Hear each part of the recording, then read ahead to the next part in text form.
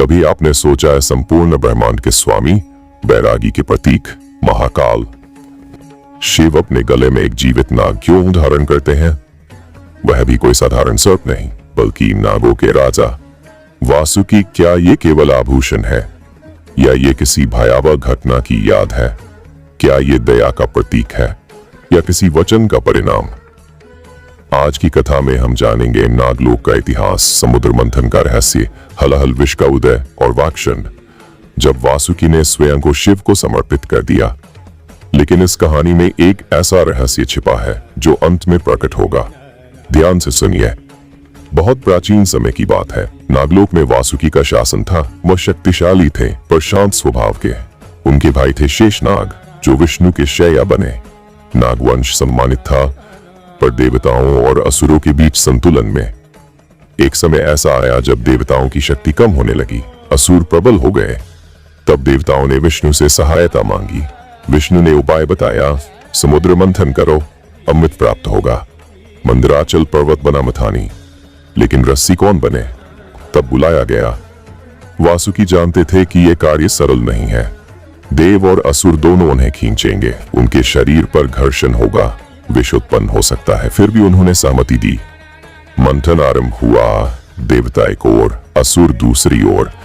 खींचातानी बड़ी। वासुकी का शरीर तपने लगा, उनकी सांसों से धुआं निकलने लगा और तभी समुद्र से निकला हलाहल विष, इतना भयानक कि उसका स्पर्श भी विनाश करते।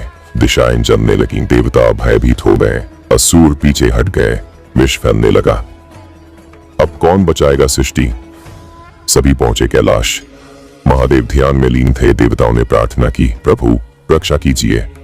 शिव ने बिना विलंब विष को अपने कर में लिया और पी लिया।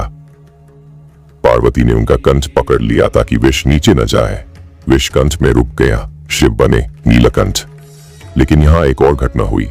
हलाहल का एक भाग वासुकी के भीतर भी समा गया था। उनका शरीर जल रहा था, उनकी चेतना डगमगा रही थी।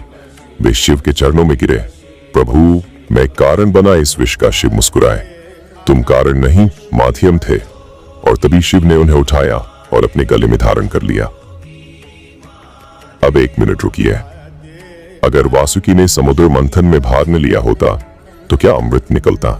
अगर विष न निकलता तो क्या शिव नीलकंठ कहलाते? अगर शिव उन्हें गले में न धारण करते तो क्या नागों का भय समाप्त होता? क्या वासुकी केवल एक सर्प है या वे ऊर्जा का प्रतीक है?